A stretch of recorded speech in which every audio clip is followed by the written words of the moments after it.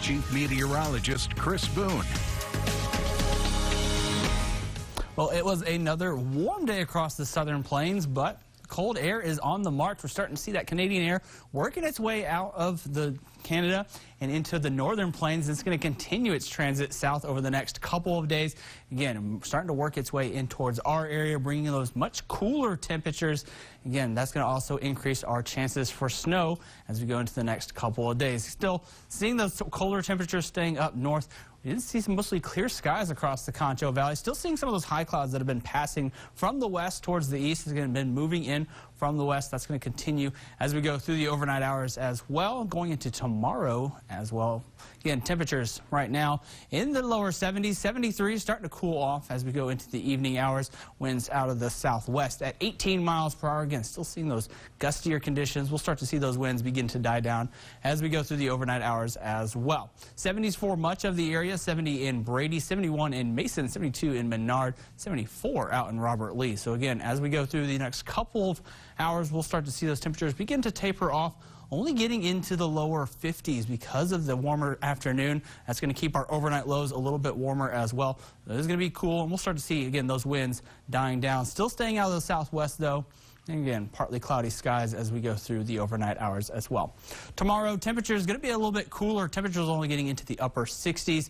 That cold front starts to make its arrival later in the evening hours. That's going to turn those winds more from the southwest, gusting at 25, out of the northeast, still gusting up to 25. So it's going to be a breezy day for us tomorrow with those clouds increasing throughout the day as well. Winds going to get a little bit of a break as we go through the overnight hours, but as we go into tomorrow, we'll see them turning more out of the northeast, going late on Wednesday, early Thursday morning. Again, that's going to allow for those cooler temperatures.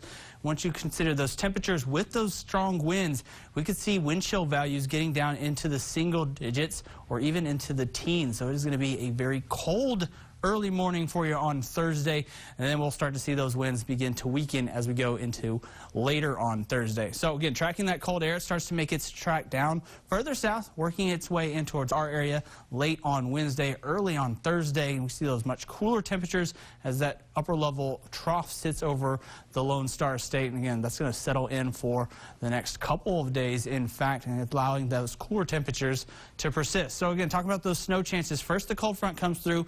That's going to drop those temperatures again as we go into late on Wednesday. Then we see a second system, an upper level low, kind of pushing in that moisture from the west, very similar to what we've seen the past couple of days.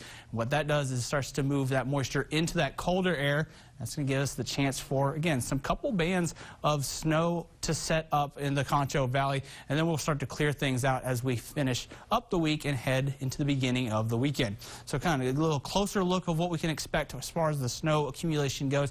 Not expecting any significant accumulation, but could see some of it stick on some of those overpasses and bridges, places that get closer to below freezing. Otherwise, as we get into the later morning hours, temperatures are going to start to warm up just a tad bit and get just above freezing. So again, not expecting a large amount of accumulation. And again, those bands really going to go from the west to the east. So depending on where they set up right now, it looks like it'll be more in the southern counties of the Concho Valley.